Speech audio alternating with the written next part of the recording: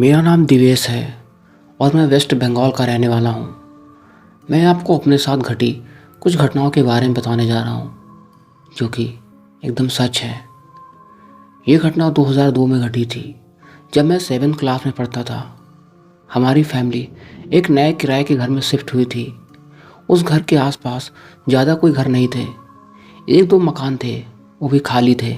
उस मकान का किराया भी बहुत कम था और घर बड़ा था, इसलिए पापा ने बिना ज़्यादा सोचे समझे, बिना उस मकान के पास्ट को जाने, उस मकान को रेंट पर ले लिया। पापा इस बात से अनजान थे कि आने वाले समय में हमारे साथ क्या होने वाला है। मैं स्कूल जाने लगा और पापा ऑफिस। वह मार्च का महीना था और मेरे एग्ज़ाम भी शुरू होने वाले थे।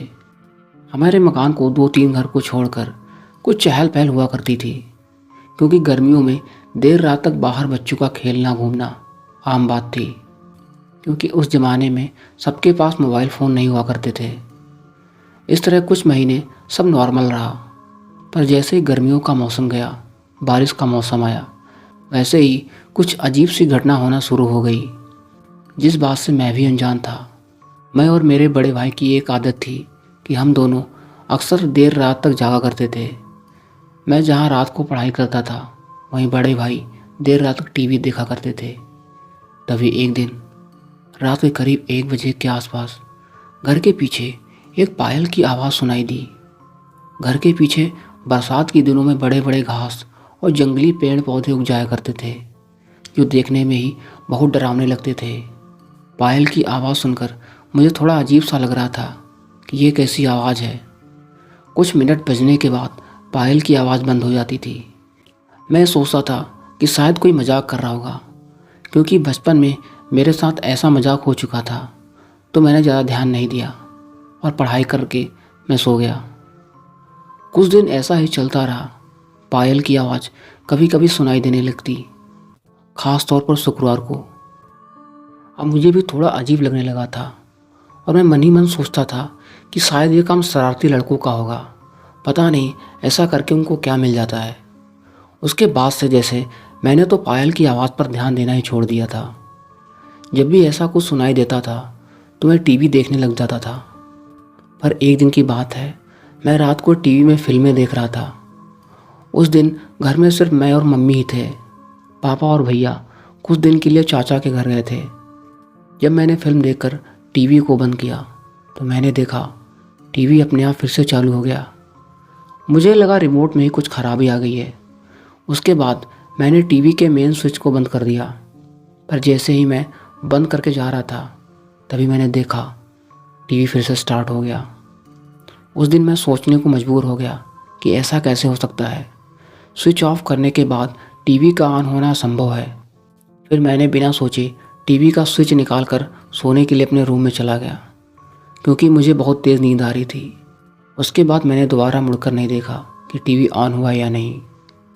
अगर कोई समझदार इंसान होता जिसे इन भूतों की बातों पर विश्वास हो, तो यह सब देखकर उस दिन वह बहुत डर गया होता। पर मैं इन भूत और आत्मा जैसी बातों पर विश्वास नहीं करता था, और ना ही कभी मैंने कोई असली भूत की कहानियाँ सुनी थी, और ना ही कोई भूतिया कहानी टीवी पर देखी थी। तो मेरे लिए उस घटना से गुजरना ज़्यादा कठिन नहीं था। मैं तो आज तक उसे एक टीवी की खराबी समझता था, जब तक कि मुझे उसकी असलियत नहीं पता थी। खैर, अब आगे की बात करते हैं। दिन बीतते गए। मैंने यह महसूस किया कि मम्मी पापा की आजकल बात बात पर लड़ाई हो जाती थी। कभी कभी तो बात बहुत बिगड़ जाती थी। ऐसा पहले कभी नहीं होता था, पर क्योंकि मैं उस समय बहुत छोटा था तो इन सब बातों पर कभी गौर ही नहीं किया था, और मैं भी कुछ ज़्यादा ही आक्रामक होता जा रहा था, और पहले से मैं ज़्यादा गुस्सैल होने लगा था। जब मुझे गुस्सा आता था तो पता नहीं ऐसा क्या हो जाता था कि मैं अपने ही पैर को डंडे से पूरी ताकत से मारने लगता था। वह पल बहुत ही अजीब और डरावना था, क्योंकि ऐसा मैं कभी नहीं करता था। आज उस घटना की सच्चाई पता चली तो मैं सोचकर ही काँप जाता हूँ। एक दिन की बात है, ठंड का मौसम शुरू हो चुका था। एक रात 12 बजे के बाद मुझे वही पायल की आवाज़ सुनाई दी। पर उस दिन मेरे होश उड़ गए, क्योंकि उस रात बारिश भी हो रही थी और ठंड भी बहुत ज़्यादा थी। क्योंकि ठंड का मौसम था तो घर के सारे फ़ैन बंद थे, जिसकी वजह से शांत में सब कुछ क्लियर सुनाई देता था। उस दिन मैं बहुत डरा हुआ था, क्योंकि अभी तक मैं पायल की आवाज़ को किसी लड़के या लड़की की शरारत समझता था। पर इतनी ठंड में, बारिश में कोई ऐसा बाहर पागलों की तरह क्यों जाना चाहेगा। उस दिन के बाद से मुझे भी लगने लगा कि कुछ तो गड़बड़ है। मैं इन सारी बातों को जो मेरे साथ और फैमिली के साथ घट रही थी, उसे मैं इस अदृश्य ताकत से जोड़कर देखने लगा, जो मेरे डर को और भी बड़ा बना रही थी। मैं जब भी रात को बाथरूम जाता था तो बाथरूम की ऊपर वाली खिड़की से हमेशा ऐसा लगता कि कोई मुझे देख रहा है, या अभी उस खिड़की से कोई हाथ बाहर आएगा। मेरा डर दिन ब दिन बढ़ता जा रहा था। मैं रात को टीवी देखना और पढ़ना भी बंद कर दिया था और जल्दी सो जाया करता था। मैंने अभी तक इन सब बातों के बारे में अपने घर में नहीं बताया था, क्योंकि बताता तो भी मुझ पर कोई भरोसा नहीं करता। क्योंकि पायल की आवाज़ हो या टीवी का अपने आप शुरू हो जाने की घटना, यह सब घटना मेरे साथ हो रही थी। मैंने अपने भाई को बताने की कोशिश की, लेकिन उन्होंने भी मेरी बात पर ज़्यादा ध्यान नहीं दिया। जैसे जैसे वक्त बीतता गया, घर के कई सामान अचानक गायब होने लगे या टूटने लगे। एक दिन 11:30 बजे रात को ऐसे में बाहर निकला कि आज देखता हूँ कि क्या है सारा मामला। क्योंकि उस दिन घर में मेहमान आए थे तो डर थोड़ा कम था। कुछ देर ऐसे ही टहलने के बाद मैं ऐसे ही नज़र घुमा कर देख रहा था। चारों ओर देखने के बाद मैं अपने घर की छत पर देख रहा था। तभी मुझे एहसास हुआ, हमारे घर के बगल वाले घर की खिड़की, जो मेरे लेफ़्ट साइड थी, उस खाली घर की खिड़की पर कोई खड़ा था। फिर जब मैंने गौर से देखा तो खिड़की बंद थी। मैं डर कर घर के अंदर भाग आया। उस दिन के बाद से मैं कभी भी रात को घर से बाहर नहीं निकला। मैं डर की वजह से हर रोज़ शाम को हनुमान चालीसा डीवीडी में चला दिया करता था। इससे मुझे मानसिक रूप से कुछ राहत जरूर मिली थी और ऐसे घटना भी कम होने लगी और मेरा डर भी कम होने लगा। पर एक दिन ऐसा हुआ जिसकी मैं कल्पना भी नहीं कर सकता था। जनवरी का महीना चल रहा था। मम्मी और पापा गांव गए हुए थे। घर में मैं और मेरे भाई ही थे। मैं जल्दी खाना खाकर करीब 11 बजे ही सो गया था। मैं गहरी नींद में था। तभी रात के करीब 2 बजे अचानक भाई के चिल्लाने की आवाज़ आई। मैं झट से उठा और आंखें खोली। भाई ने चिल्लाते हुए कहा कि दरवाजे के पास कोई है। मैंने कहा, ठीक से देखो, कोई नहीं होगा, आपका कोई भ्रम होगा। पर भाई ने कहा, नहीं, अभी भी कोई है। फिर भाई ने तुरंत जाकर लाइट ऑन की, पर वहाँ तो कोई नहीं था।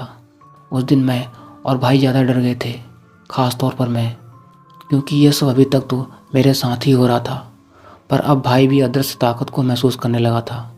उस रात को हम रात के 4 से 5 बजे तक लाइट ऑन करके जागते रहे। फिर 2 दिन तक सब ठीक रहा। पर 2 दिन के बाद वो हुआ जिसका मुझे हमेशा से ही डर लगा रहता था।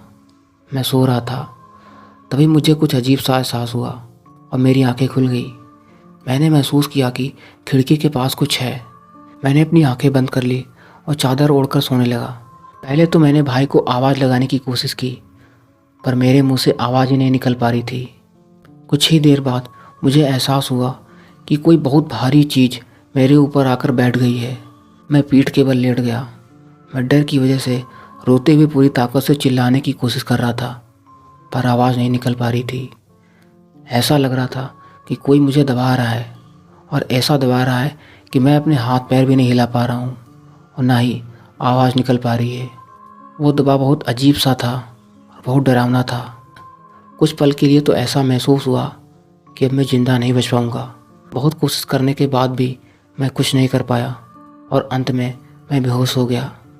उसके बाद मुझे कुछ भी याद नहीं। अगली सुबह मैं पहली बार 11 बजे उठा। ऐसा लगा कि मैं किसी बहुत ही अंधकार जगह से आया हूँ। रोशनी जब मेरी आंखों पर पड़ रही थी तो मेरे आंखों से आंसू आ रहे थे और ऐसा महसूस हो रहा था कि मेरे शरीर में कोई ताकत ही नहीं है।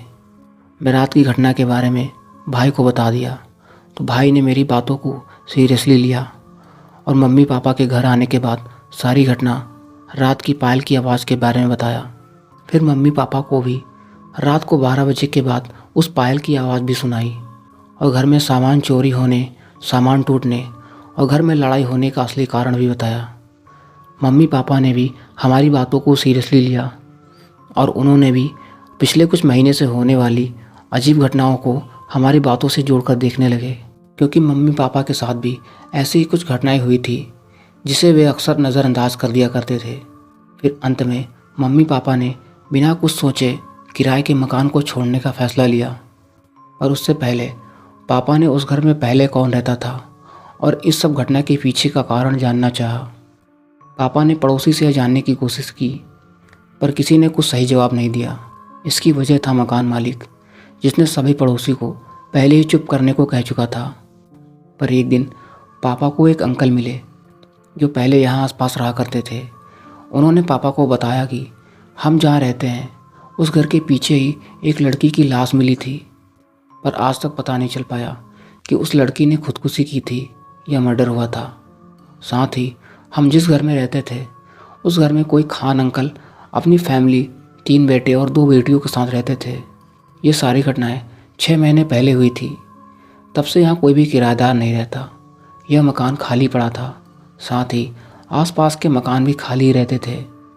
उस दिन पता चला कि मकान मालिक इतने सस्ते में यह मकान पापा को किराए पर क्यों दे दिया था।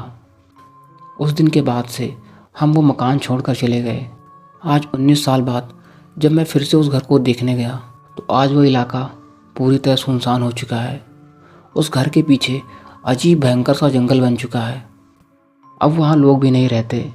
वहाँ के अधिकांश घर टूट चुके हैं, पर वह घर जिसमें हम रहते थे और आसपास के वो खाली घर आज भी जर्जर हालत में एक खंडहर के रूप में हैं।